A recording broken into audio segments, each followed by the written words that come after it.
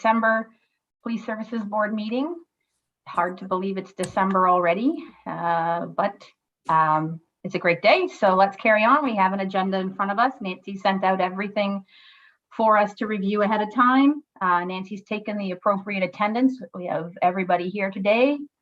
And I believe we also have Acting Inspector Ferguson, Acting Staff Sergeant Gutenberg, and Sergeant Hampson also joining us. Thank you. And Robin from County. So I think let's get going with approval of the agenda. Is there anything that needs to be added? Is there any personal or intimate matters that need to be discussed in camera that we should include that on the agenda? Now's the time to raise those. Seeing none, let's take a motion then to approve the agenda. Thank you, Mayor Bailey. Seconded by Councillor Pierce. And all those in favor? That's carried. Declaration of pecuniary interest. This time. Seeing none. Thank you. We don't have any delegations or presentations this morning, so we'll move right into number 5, the adoption of minutes from our last meeting, November 16th, which was included in your package. Any errors or omissions? Okay, if not, we need a motion then to approve those minutes, please. Member Brown and Mayor Bailey, thank you. And all those in favor? And that's carried. Any business arising from last meeting's minutes that would like to highlight or discuss at this time? Okay, seeing none, we're off to a great start. So that means we're right into our statistics report, and Acting Inspector Ferguson gets to start us off then in the discussion of the detachment commander's report. Good morning, everyone. I hope you've all had a chance to take a look at the report. I'll start at the staffing section. So ERT member PC Dietz has taken a lateral move to the AGCO here in Brantford.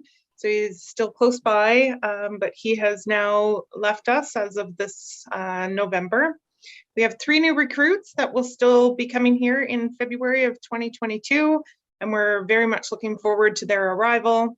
One of them will take the place of our retiring member, PC Barry Hussey, who actually tomorrow will be, or this week will be his last week here with us.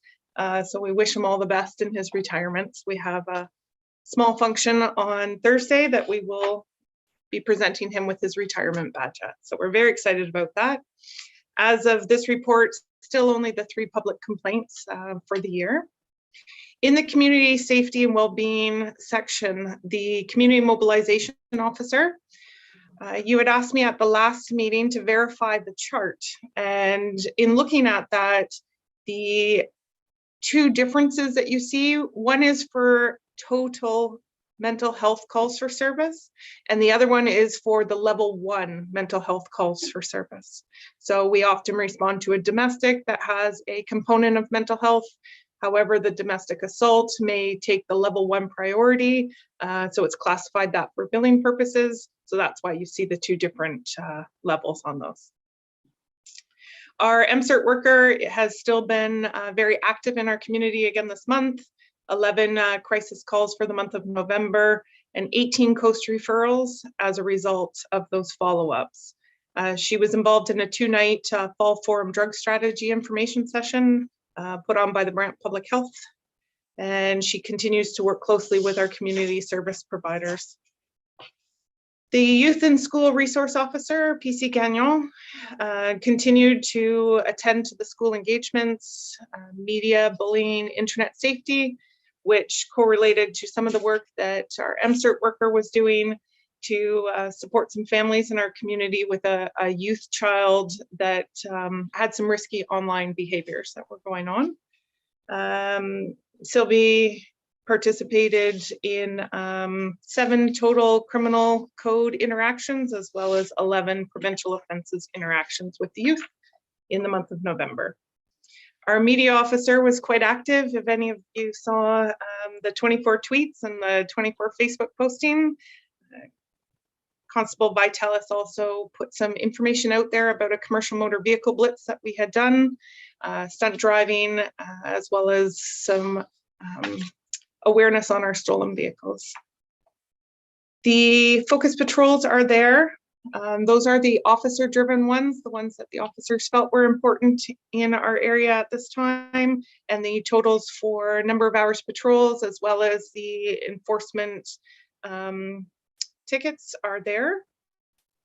On the bottom, you asked me to include the year-to-date for our traffic management unit. So you'll see those 2021 totals in the bottom there. And so that's for the months of September, October, November. So 454, so that's really good there. The other thing that you had asked me about was the Crime Stoppers. So you'll see there that I added a small chart to it. This is for the Brantford Crime Stoppers, just to secure the anonymity of it. They're joined as one. I do have the ability to break them down a little bit further, but just want to verify that I can do that and share that portion so that it doesn't put anything else at risk. But if you see there, the property recovered year to date for 2021 is 39,000 and the drugs recovered are 74,000. The bottom line is the year to date total inception since 1988. But going back to the tips and the arrests, you will see that in the chart there as well. So along the bottom are the noteworthy events that Staff Sergeant Gutenberg has put together for us. A very busy month there in November again, as you can see, and he's bolded some of the important ones that our officers were involved in. When it comes to the trends and action section, I ran the ICON report for September 2021, and there was an increase in total charges for the month compared to 2020 in September. The increase is 70%. Overall increase year to date as well. And just to note that the speeding charges are actually up 64.8% compared to 2020. Our violent crime is up 13% year to date compared to 2020, but both property crime and drug crime is down in November. Overall, they're both slightly down year to date, 2.8 and 5.6 respectively there. In November, the statistics, we saw an increase in both personal injury and property damage motor vehicle collisions, but no fatalities in November. Unfortunately, on the weekend, we had the loss of life on Highway 24 South, but you'll see that reported on the next Police Services Board report for December. So overall, MVCs are up year to date, and we just remind everyone to be alert of the wildlife at this time of the year and to drive to the conditions of the road as we experience a change of season there.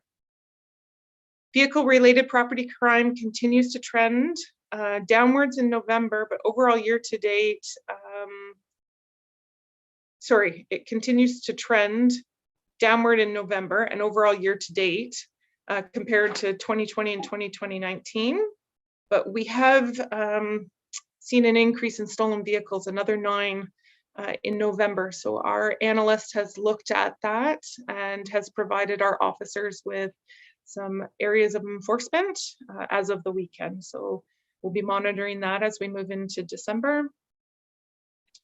Mental health calls, level 1, are up 15% year to date, as well as 2019. And 911 calls and alarm calls are both down.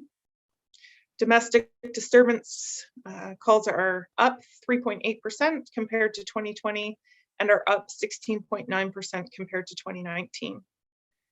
Just a note there that the COVID-19 response measures continue to impact our policing related calls for service and our comparisons when we do our statistics. And 2 notes on the bottom there, the overall patrol hours this month were 997 compared to 899 in October. And our foot patrol hours are up 88, they're up with 88 total hours November compared to 45 last November. And pending any questions, that's the report for November. I know we'll probably have some discussion. I'll start off the queue, and maybe I was going to ask you, Inspector Ferguson about the traffic management unit and the 418 provincial offense notices. That I have that acronym right, PONS? Yes. Okay. Yep. I'm not sure what PT3s are, but anyways, 418 provincial offense notices. So that involves, I assume, the court process. And then you mentioned the ICON data report, which would, I'm assuming, I don't know all the acronyms, but I'm assuming that means that's a report generated from the court offenses system.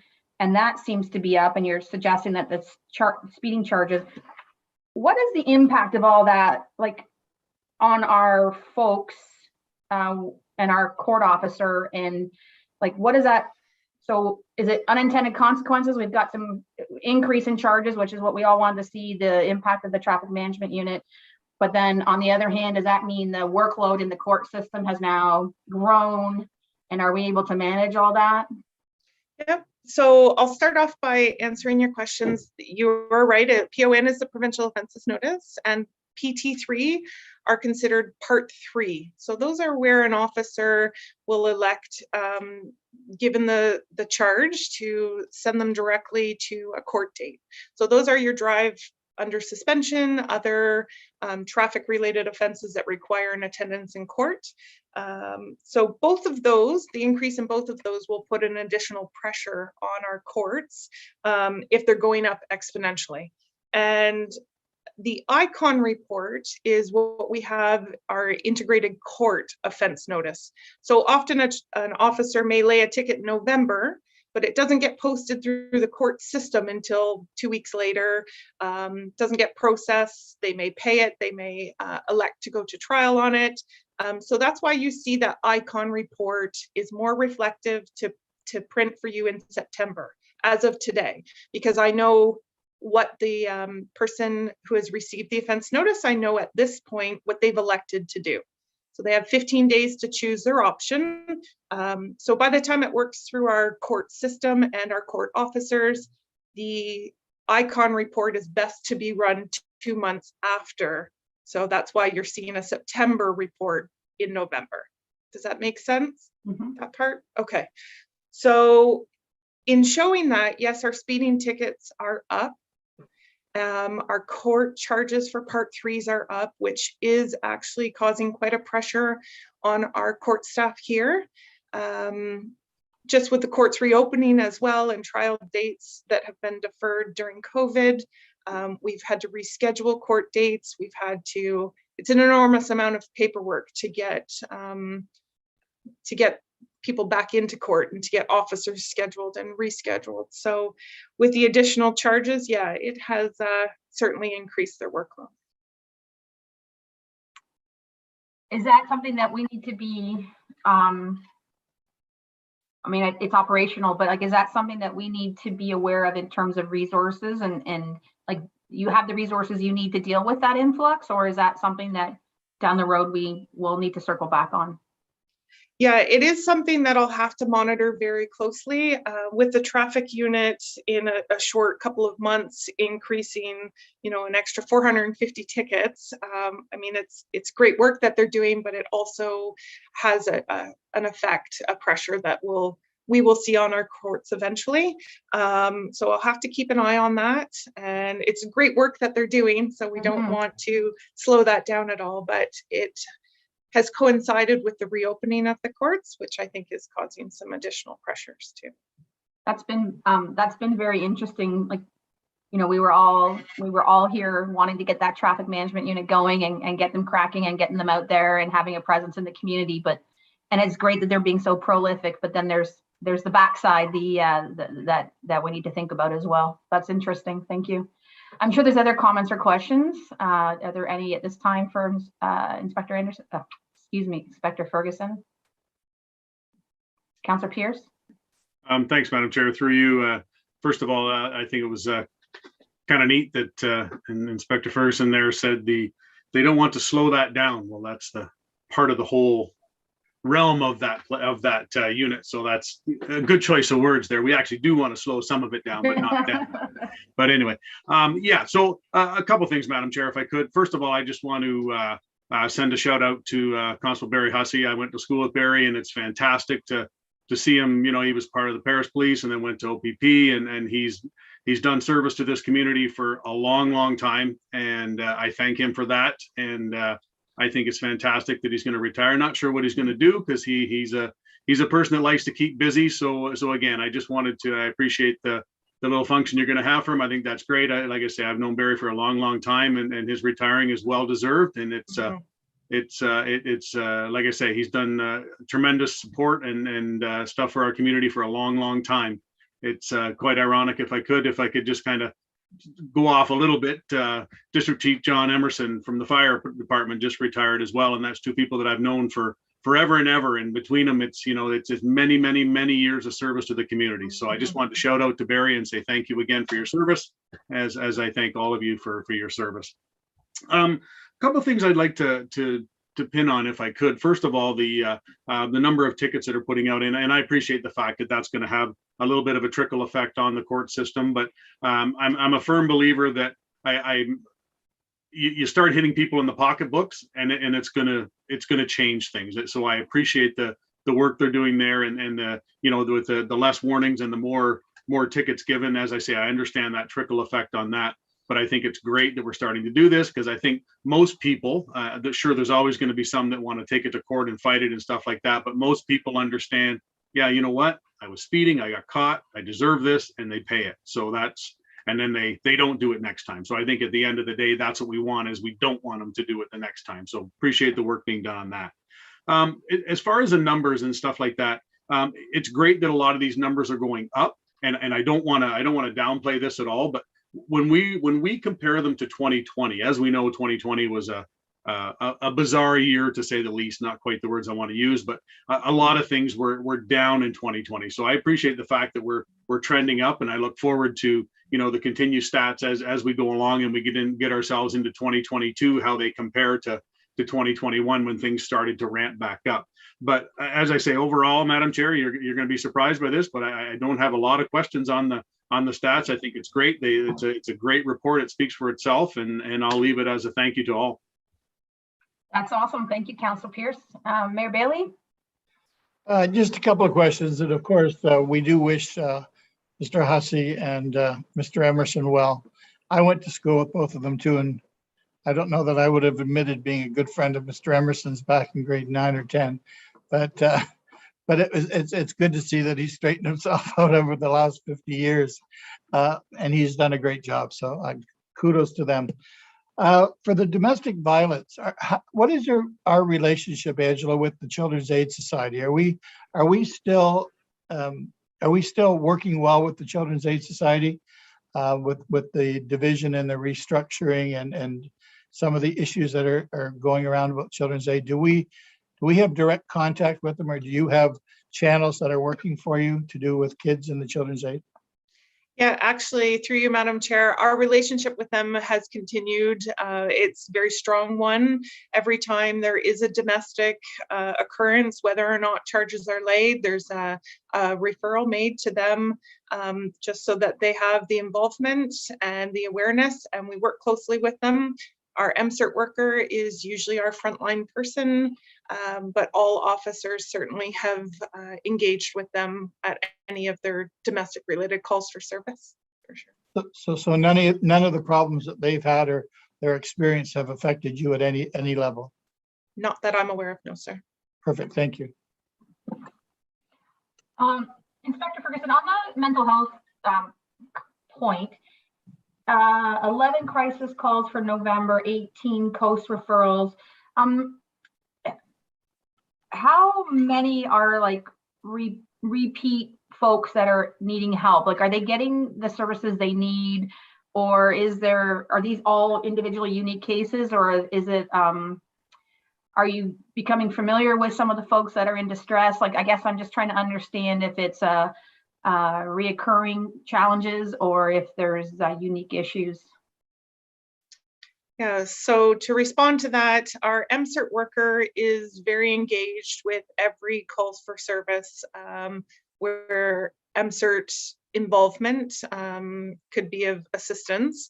I do know that there are, as in any area, there are repeat persons who require our engagement, but the purpose of our MCERT worker working along with our officer is to ensure that that wraparound care is there and that the proper referrals are being made each and every time.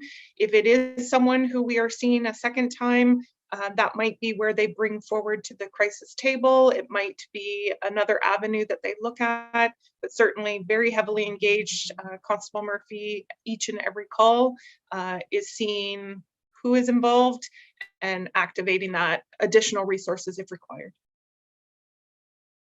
I guess we know in our community safety and wellbeing plan, mental health ranked as a high priority, and I guess I'm just trying to link up all the different resources and are not from the police point of view, but are there enough resources for people to access, and are they getting the help that they need, or are they still reaching out in distress, with repeat calls, I guess.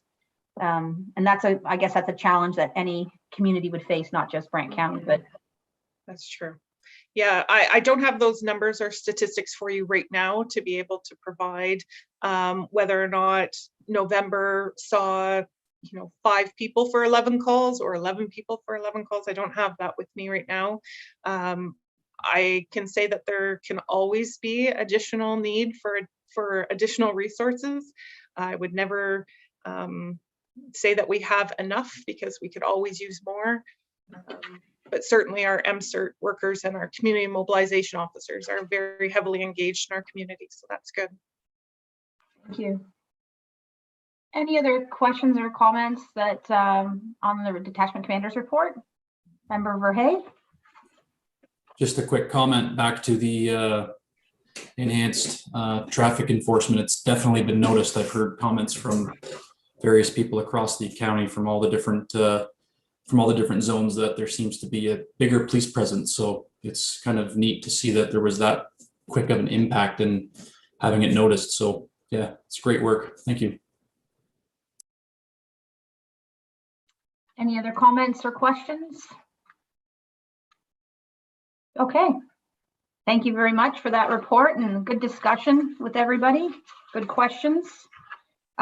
We have in our package the letter 7.2, just trying to get to the right page 31 in our package, letter from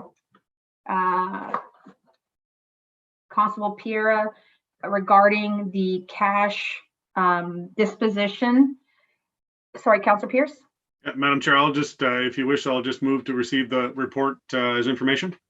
I'd like to just have a little bit of a discussion, if you wouldn't mind, Councillor Pierce, because I'd like No, some. Sorry, We'll do Madam all Chair, of them at I'm once. talking the previous one. We have to do the false alarms as well, so I thought maybe we could combine the false Right. alarms and, okay. Absolutely. Thank you. Okay, now that we have that straight, the housekeeping of that straight, thank you. So the cash disposition letter that we've received, $1,790 from proceeds that is being turned over to us as per the Police Services Act. And I guess I'm just looking for some clarification, maybe from somebody, Nancy or Robin or Inspector Ferguson or something. That's great, and it's nice to be able to have that little bit of funds. It would be nice to be able to allocate that to something specific.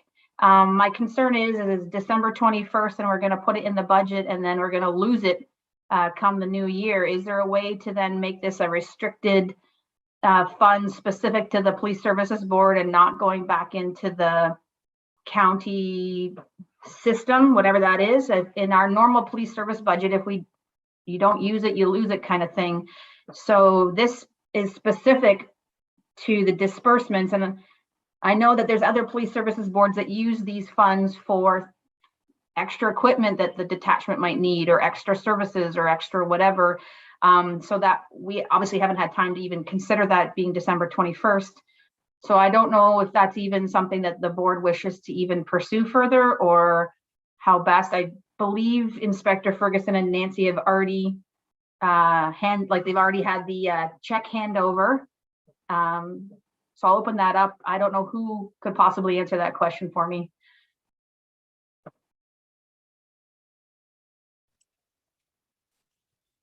I think Robin's coming online here. Good morning, everyone. This is a bit of a tricky one because it's actually income earned in 2021, and the income is supposed to be reflected in the year it's earned. Otherwise, we could just say, don't deposit the check until January. But let me talk to the treasurer and get back to you through an email and see if there's another way that we can sort of save that money to use for next year. I'm not sure if the check has been deposited yet or not, but like I said, I will look into what we can do with that. Oh, that'd be great, Robin, if we could carry that forward. I mean, obviously the rest of our police service budget it's different, but if we could carry this amount forward into the new year, and then depending on what the board decides to do with it, we can make some decisions probably somewhat quickly. But if that's an option, I think if the board is agreeable to that follow-up from Robin, I'm seeing nodding heads, so that's good. Is there any, I don't know, back to Councillor Pierce's initial thing, motion to receive it, but is there any decision item that we need to record or anything else that we need to record with respect to that? I guess I would like to make sure that we acknowledge that this is something that could be used for future purposes, and we haven't even had that discussion yet. We haven't even asked Inspector Ferguson if there is anything that could be allocated towards or whatnot. Councillor Pierce? Thanks, Madam Chair. What if I was to form a motion in the sense we receive for information and forward to the treasurer for possible use in 2022? Does that get us where we want to go? The starting point, right? Do we as a board want to entertain the uses of those funds, or is that for a future meeting to discuss? Do we want to make sure that it gets allocated to specific things, or it just goes into the general coffers? Mayor Bailey? I would think that we just have to acknowledge that amount, and I think we could use it for whatever we want. I think we used to do awards, we used to do extra things for the crosswalk guards and all kinds of funny things that come up, but I don't know that it needs to be used all at once as one big thing. It's nice to have little awards. You don't know who's going to do what tomorrow and what they should be recognized with, whether it's a trophy or a plaque, or I just think it needs to be money available to us to do what we want with, or if an arena needs something or whatever. I just think as long as we've said it out loud that it's there and we want it kept there and we want it separated from the budget. I think once we say that out loud, I don't think it needs a motion. It just needs to be recognized as something we've decided now. So. Thank you, Mayor Bailey. I would be interested in hearing from Inspector Ferguson at a future meeting if there is anything that the detachment may or may not need. It doesn't have to be the entire, like as Mayor Bailey said, we don't have to spend it all at once, but if there's equipment or if there's things that aren't part of the regular budget all the time, but would be nice to be able to have in terms of providing services to the county. Maybe there isn't anything, I don't know, but if there is, to bring that forward maybe at a future meeting. Okay. Okay, so it doesn't sound like we need a motion, but if Councillor Pierce, were you still wanting to put that forward? If it's not necessary, I'll withdraw it. That's fine. But yeah, as long as it's marked separate from our regular budget and it allows us to move that into 2022, and which gives, to your point, Madam Chair, it gives us, another meeting or so to understand where it might be most valuable. I'm totally good with that, as long as it doesn't get sucked up into the original, right? That's right. Nancy, does that capture everything for what you need then for the minutes? Yes, it does. Well, I'll just put direction to staff. Okay, great. So then we have, if there's no other discussion on that item. Okay, 7.3 in our package, page 33, is the false alarms report, monthly summary for our review. false alarms still continue to be a thing, unfortunately.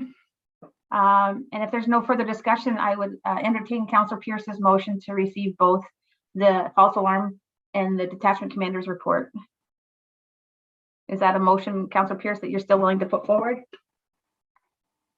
Yes, it is, Madam Chair. Okay. For information, Member Brown, I saw your hand up. Were you willing to second that? Great.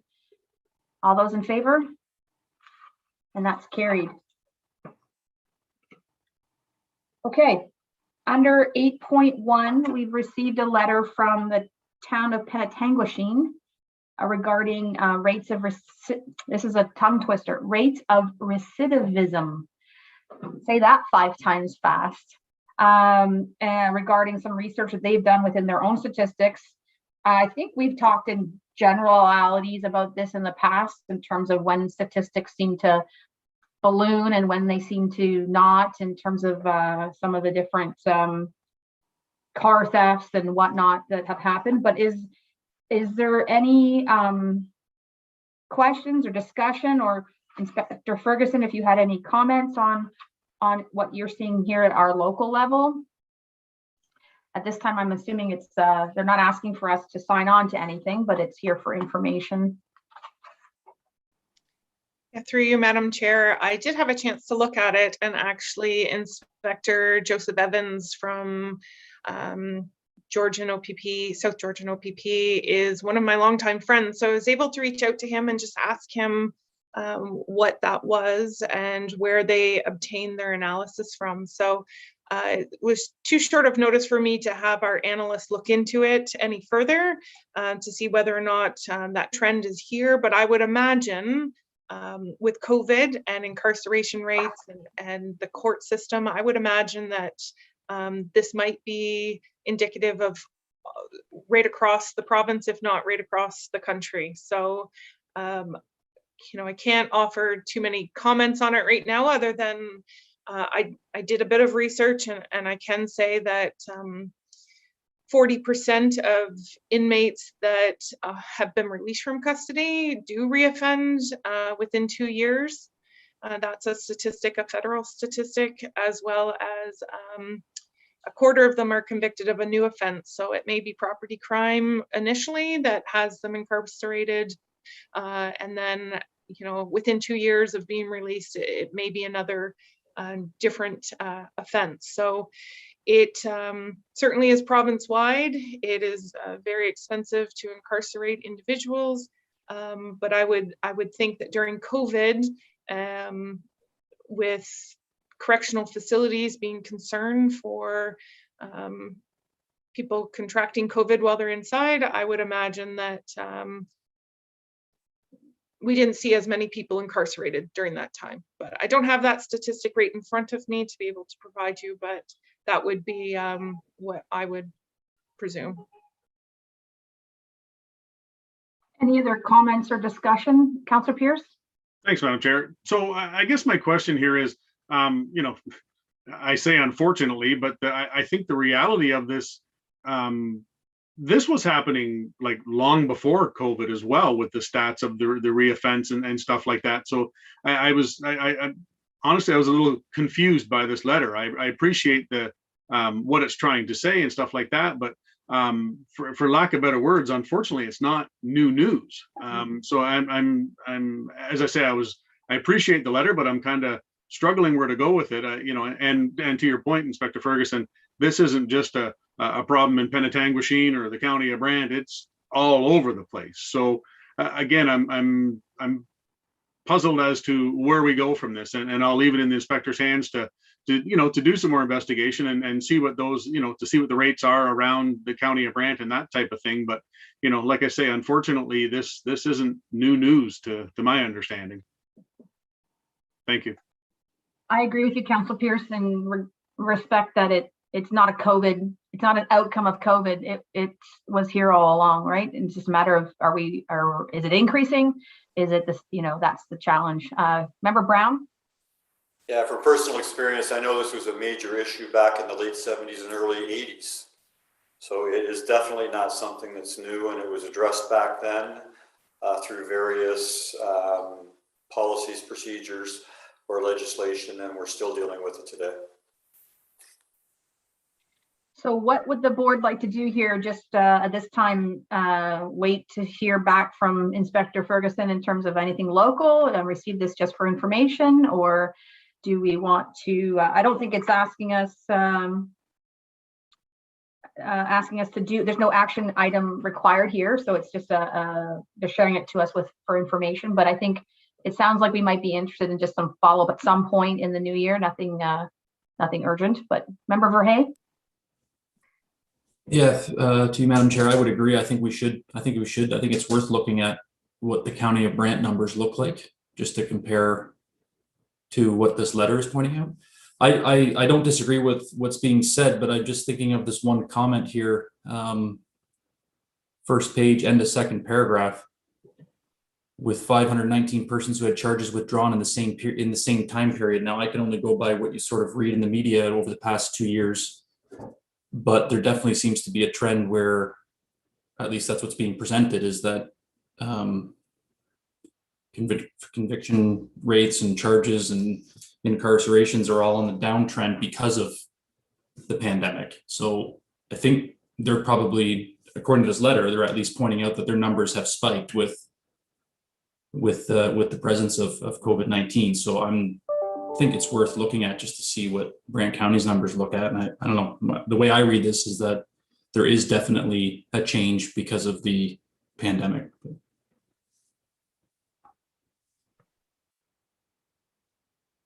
So will we receive for information today and then follow up on a future agenda then in terms of any information Inspector Ferguson can provide? Is that appropriate, or would anybody like anything different? Okay. The 8.2 is a report from Deputy Clerk Nancy Davis regarding 2022 meeting dates. And with 2022 being a municipal election year, you'll notice, I guess, on the calendar of proposed meeting schedule for 2022, November would be missing, because obviously that would be the time where the first council would need to meet and the appointments would need to take place for the citizen appointments. So this is the proposed schedule.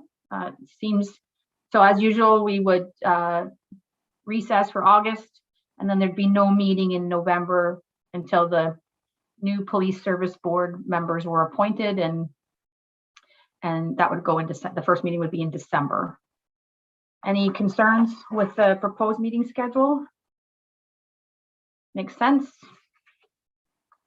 So we'll need to have a motion then that the 2022 police service board calendar be approved. Councillor Pierce has moved that, and we'll need a seconder, please. Member Verhey, and all those in favor? That's passed. And then Robin has a briefing note here as a follow-up to some of the discussion we've had at our last couple of meetings about when and if we may ever be back in person, which doesn't seem like anytime soon at this point. But Robin, if you wanted to review your memo with the board, that would be appreciated. Sure. Through you, Madam Chair. I just prepared this memo with basically the two options for the locations to have the in-person meeting in the future. The first one being the OPP detachment community room. So as I say in the memo, at first glance, it appears that that would be the ideal location. However, there's some obstacles. One being that the room may actually be used for other purposes, such as the EOC, which was what it was originally intended to be used for, or for OPP emergency use. So even if the meetings were scheduled in there, you could easily be bumped out of there. And secondly, with that option, there is no provision for live streaming in that room. It would take some room-specific equipment to be installed, which would cost quite a bit of money and would essentially require a decision package for the 2023 budget. The other option is to use council chambers as was done in the past. And most of you probably know that the council chambers is undergoing a renovation, which is including new and better audio-visual equipment. And that might be something the board would like to utilize in the future. Either way, it would require some discussions with the business and technology solutions folks because it does take resources to run those meetings. So those are the two options and up for discussion. Thank you, Robin. I mean, it's funny, I don't know if funny is the right word. I recall conversations before this pandemic where we were meeting in council chambers and we had not ever done a broadcast of meetings, and council obviously has broadcast meetings for and council committees. And I recall a conversation about shouldn't we broadcast our police service board meetings, and we hadn't really discussed it much. And then of course, here we are with the COVID pandemic and we were forced online and we've all gotten used to it. And I truly believe there's a lot of people watching our meetings that would not be coming to them in person, just by some of the conversations I've had with people. You know, Vince Ball's doing a great job covering our issues and our meetings in the expositor, that perhaps he wouldn't be sitting in person at a in-person meeting. So I think there's been some benefits to being online. And now that we've adapted, maybe we're used to that now. So when we do go back to in-person, the whole concept of streaming a meeting isn't quite as foreign to us because we've been doing it all along now. So whichever meeting room we end up in, I would hope that we would still be able to stream the meetings just to have that additional accessibility and transparency with our community. But it looks like with the way Robin's laid it out, that it would make the most sense to stay with council chambers to use the resources and technology that's already in place. But what do others think? What do others have any questions or comments or need additional information? I think Mayor Bailey, you've got your hand up. Yeah, I think we just have to publicly and clearly state that when we built the OPP detachment, that room was to be used for Police Services Board meetings. That was always the intention, right from the minute we dug the hole to the minute we cut the ribbon. But I think we have to put our hands up and surrender, just because of the information that I've learned about the OPP and, you know, being bumped from rooms and having things happen last minute. I do believe that we have the right to move to meet there, and we should meet there, and it's our building. And but I do think that maybe it's time that we surrendered that idea and met at council chambers, just because we can control council chambers completely ourselves. Once we're slotted in there, then, you know, whatever time we meet, that's our time. And with the new renovations with the council chamber, you will appreciate the cameras that move, and you don't always see the front of John Wheat and the back of Coleman. You actually are going to see things, and things are going to move, and it's going to be brought back into the proper century. Doesn't look like anyone's rec room anymore. It's quite a nice renovation, and I think you'll be happy to meet there.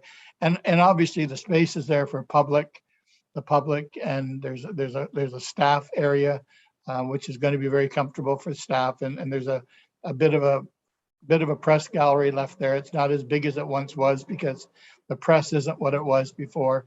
So I think you're going to find it a good place to meet, and we're never going to have to question whether our time or our space is available. So you can proceed with, you know, with assured, you can have your guest speakers and your, you know, everything you want as a police services board with confidence, knowing that you're not going to be booted, you're not going to be asked at the last minute to change and go somewhere else, and we end up meeting at the arena or the library or something like that. So I think if I were still the chair, I would want to know that this is my time, and we can count on it.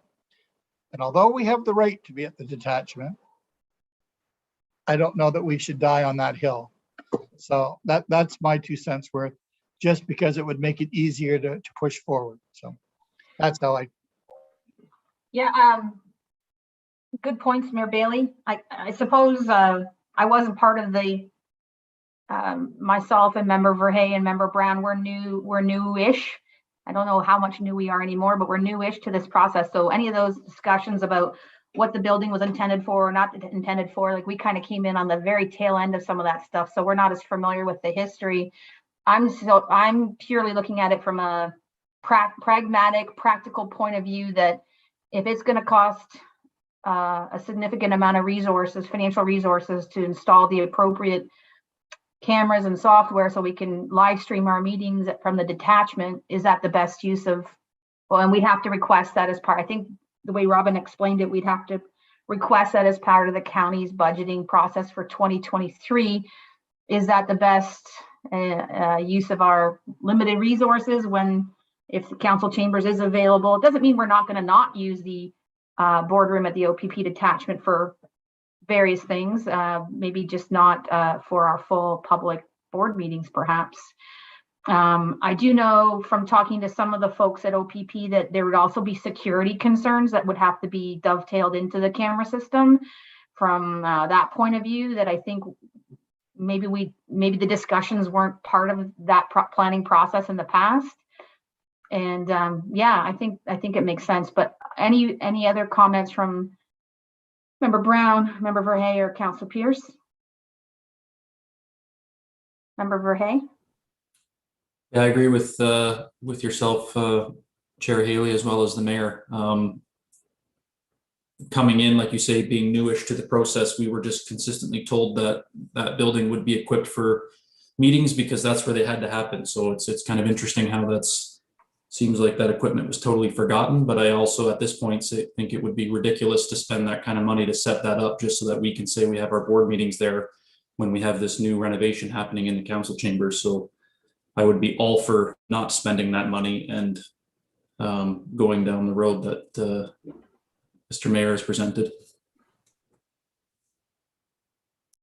Any Councillor Pierce? Yeah, thanks, Madam Chair. I look at it in a little bit of a different view. It is what it is at this point in time, but that's not to say that down the road that equipment might not be installed in there, because that room is also used for the the EOC and that sort of thing. And it's going to get to the point where live streaming becomes a thing, and depending on what the emergency is, it may be necessary to do a live stream out of that location. So I don't think it's a done deal, will never happen again, but I think the mayor's correct. At this point in time, it is what it is, and we have a facility that we can use, that we don't have to worry about being bumped or anything like that. So it makes sense, and I agree. With what's been done with council chambers, it's come a long way since we last met there. Let's put it that way. So. But yeah, I mean, the reality of it is there is nothing else we can do at this point in time, and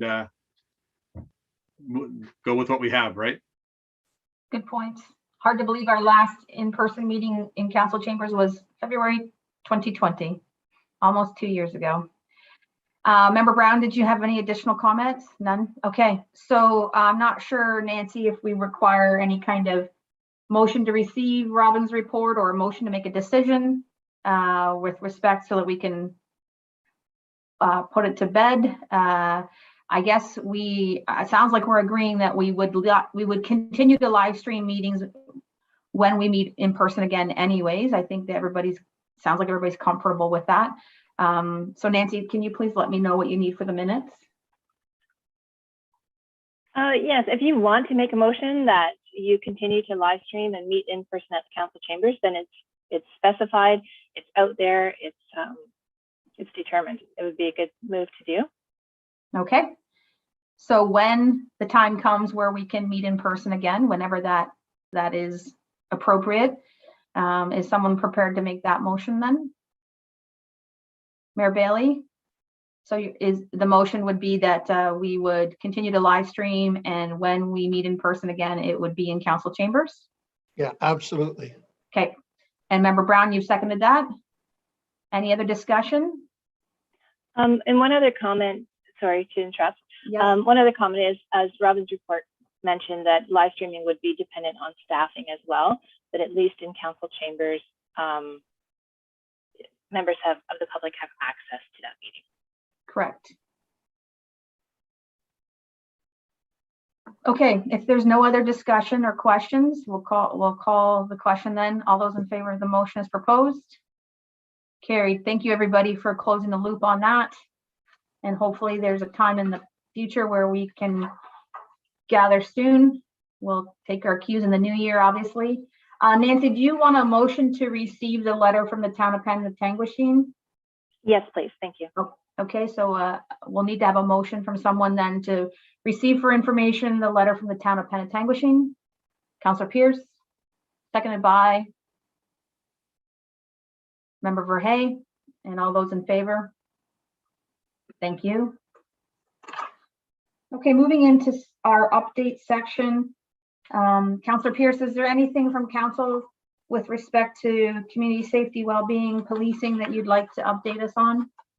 I'll just reiterate something that Member Verhey said earlier. I've had comment from a few councillors, the fact that it's the visual of our OPP is increased, which is great. It doesn't matter, you know, where you turn now, we're seeing them. So that's good feedback from the council, which gets the feedback from the public, and that's a good thing, because that was one of the biggest concerns, as you know, if we look over the last year and stuff like that, was the fact of we don't see them. Well, now we're getting the reports of we are seeing them. So that's great news. And other than that, again, Mr. Mayor, I don't want to step on your toes here, but from council, thank you very much to the OPP for what you do, and stay safe and have a great holiday. Mayor Bailey? We better not find out that those, the presence of the OPP are cardboard cutouts of any description. The minute we see safety cones going in front of the presence of the OPP, we will get suspicious. Well said, sir. Okay, if that's everything from council, Member Verhey, do you have anything from Zone 4 OAPSB?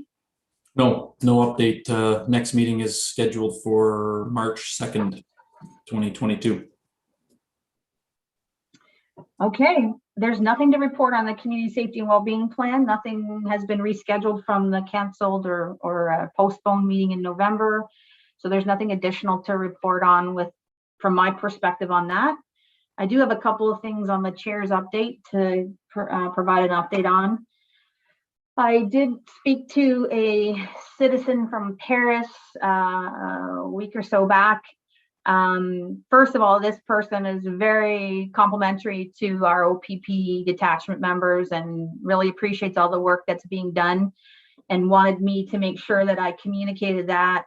This person watches our police services boards meetings, and I was surprised because I didn't realize that the number of people that would tune in, whether live or on the video afterwards. So it's great to see that our citizens are engaged. So their concern is about Mile Hill Road. They live in that general neighborhood of Washington. And the concern is not about speeding necessarily, although we've heard lots about the speeding on Mile Hill Road, but it's more in respect to they are worried because there's a lot of young families in that neighborhood. There's no sidewalks in Councillor Pierce, you probably know this neighborhood better than most.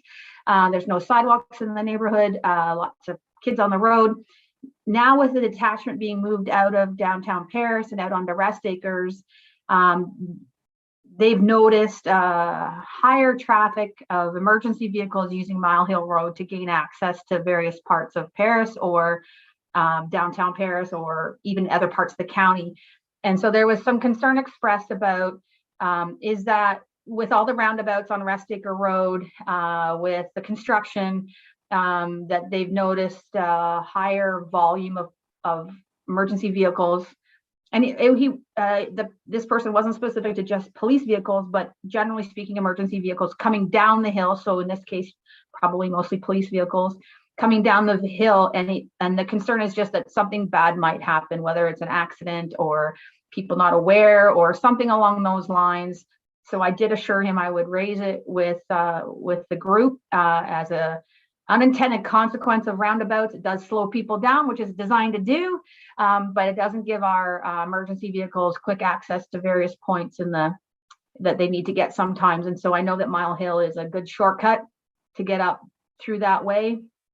And it's a difficult road in terms of being able to do anything much there. But I don't know, Inspector Ferguson, if there's any, I'm not expecting you to provide any kind of comment, but if there is, or if you want to, we can always bring it back to the next meeting as well. Yes, it is a concern because there is not a pedestrian walkway for members to go up and down that hill, and it is frequently one that we utilize to access in a case of an emergency. I can bring that back to our Brandt Safe Streets. We have a meeting, we just had a meeting actually with them, and we've been speaking about concerned areas that we have, as well as what the community has, and that will be one of our topics of discussion at our next meeting. That'd be great. And then if we can have potentially some just follow up at the next meeting to close the loop on that, that would be great. But I wanted to make sure that I brought that concern forward to the group so that we were aware of our citizens' concerns as well. So they were very cautious to make sure that it wasn't a complaint about policing. It's just, is there a better way to have access to the road system or how they can use the roads? So I'll leave that with you in the Safe Streets program. Councillor Pierce. Thanks, Madam Chair. If I could just a quick comment on that. Yeah, I live right there. So I will say one thing, when the emergency vehicles go up or down, unless of course they're heading to an emergency, they are within the speed limit. And that is a great thing, as opposed to many other vehicles that are going up and down that hill that are not.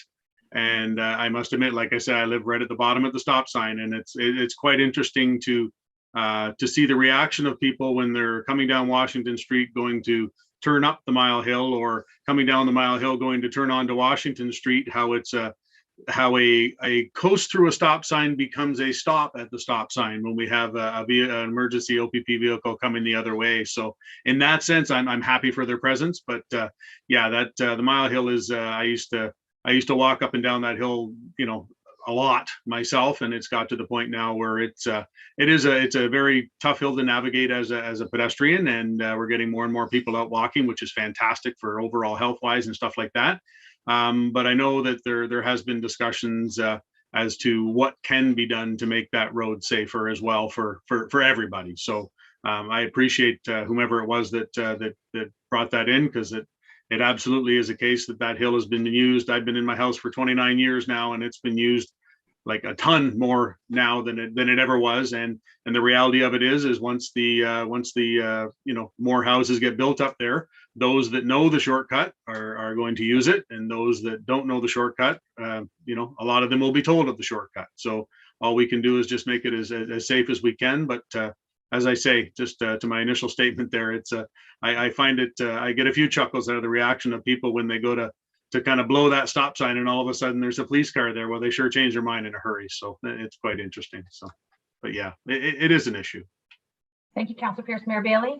Yeah, and I think Councillor Pierce and myself, at council, we've been talking an awful lot lately when we were doing the budget about sidewalks and safety and things like that. So we can certainly talk to General Manager Walton and find out what we can do, probably sooner than later, because it's not that, Mile Hill's obviously not that big of a piece of road, and it's the obvious choice for so many people at so many times of the day. So Councillor Pierce and I will bring it back to council, not next meeting, but the next meeting, as something we should really have roads look at sooner than later, because it is a recipe for trouble. And now that we've said it out loud, and having something happen would be a shame on us. So we'll take care of that. That's great. I'm glad that this person reached out on something so important, and it's I know that the roundabouts, we need to slow traffic down on Rest Acres, but then with a detachment now out there and not in downtown Paris, we just have to think about alternative ways to still have access. Nobody wants to be that person in crisis that it takes longer to get to. We want to make sure that our emergency people still are able to get to people in the most quickest and efficient way possible. So we don't want to slow that down either. A couple other things then. I just wanted to let you know, we've heard from Councillor Pearson, Mayor Bailey, Barry Hussey's retirement after 30 odd years in the county of Brant, whether it's OPP or the town of Paris.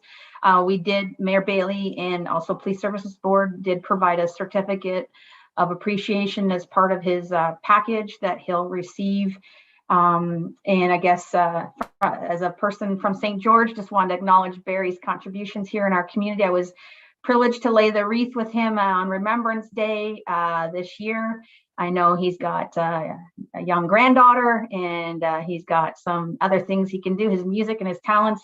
But to have a lifetime career like that, that's amazing. And we wanted to just thank him publicly for all of his service to the county over the years. I also wanted to give a small little shout out to our small business here in the county, Chocolate Sensations, who many of you might be familiar with on the main street. If I had Mayor Bailey's office, I'd probably be over there every day. But they were very gracious to work with us and our budget to provide the token appreciation for our detachment members. And so I just wanted to acknowledge them as a supporter of our police service and the folks, because they did work with me on that, and I appreciate that. And then I also want to say thanks to any of those that were involved in the food drive. I know that was a collective effort of emergency service personnel, not just OPP. I know here in St. George, we've been used to, for many years, it being just the OPP, and this year it was the volunteer firefighters that collected the food. And then in Paris, it was the auxiliary, I believe, doing the food drive, Brantford auxiliary, and I think paramedics were involved. So it was great to see the collaboration of all three emergency services to do that food program for the County of Brant Christmas. I don't even know what it's called, the Christmas baskets, Christmas hampers, whatever that's called, that Shirley runs. I know that there must have been some changes to the way things had been done in the past, but I just want to say thank you to all those that were involved to build that partnership and everybody working together to do that. And then I think that will be it for me from the chair's update.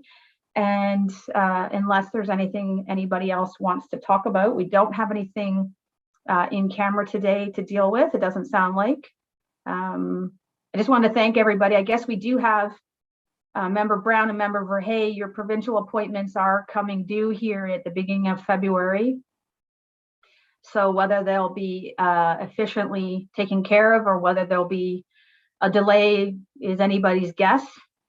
And I'm not sure if there's any direction from the board in terms of if you want the chair to reach out regarding the appointment process. I know when I first joined the Police Service Board, there was only 3 of us for the longest period of time, as I'm the citizen appointee, and then the 2 council representatives. We were waiting for provincial appointments. Now that it did happen quick, it happened quick enough eventually, but there was still a delay. And if there's any kind of concern, or if there's not a concern and we just wait for the process to take its course, then so be it as well. But that, I believe, correct me if I'm wrong, Member Brown, Member Verhey, I believe it's beginning of February that your appointments are expiring. Jim, yeah, Member Brown is saying yes.